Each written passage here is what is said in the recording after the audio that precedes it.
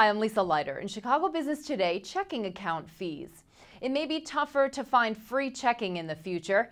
Thanks to the financial reform bill recently passed in Congress, many big banks are adding fees in order to recover revenue lost from the new regulations.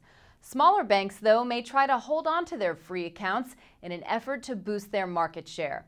Steve Daniels wrote about the new fees in this week's print edition of Crain's, and he joined me to talk about them. So Steve, why don't we start with talking about what in the financial reform bill is causing banks to revisit the checking fees? Well, there are two big items in the financial reform bill that are affecting them. One is the clampdown by the federal government on overdraft fees, which was a very large portion of their retail banking income over the past decade, 15 years.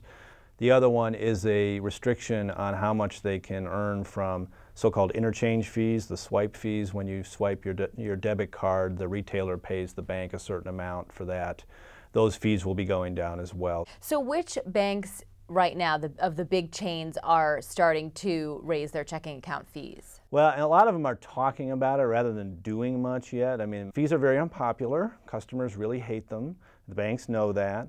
And so they're sort of preparing the way before they actually make these changes. But Citibank is one bank that's actually made a recent change on its mid-tier checking product in which it is charging $20 a month, or it will beginning in November, which you can avoid if you have $6,000 a minimum in the bank and over your various accounts. For a number of middle-class customers, $6,000 is a pretty high hurdle.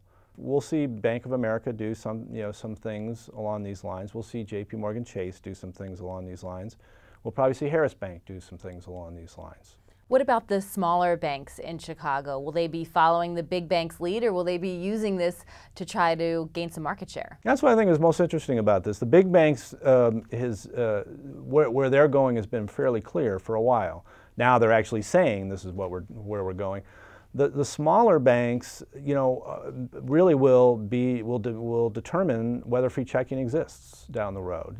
There's an opportunity, at least, for some of these smaller banks who did not depend so much on overdraft charges, on interchange fees for their revenues, to preserve free checking, get some market share away from the big guys, and get some low-cost deposits as a result. But I think the vast majority of the observers that I talk to predict the small banks will be charging some fees too. Okay, so for the consumer, like you mentioned earlier, who has probably less than $6,000 in their account, how does someone avoid a checking account fee like this going forward? What are the kinds of things that they can do to get free checking? Well, at Citi, you can go into a basic account, a very bare bones checking account, and you can avoid the fee if you do a minimum 5 transactions a month with your debit card, for instance. And the same thing is true at a lot of other banks right now. If you have direct deposit, usually you can avoid these sorts of maintenance fees. Those kinds of sort of easy outs on the fees, I think observers predict will go away over time, so that it will be harder and harder to avoid the fees unless you keep fairly substantial balances in the bank. Okay, Steve, well, good story. Thanks for joining us. Thank you. And that's this edition of Chicago Business Today. For more on this story, be sure to check out this week's print edition of Crain's or chicagobusiness.com. Thanks for watching. We'll see you tomorrow.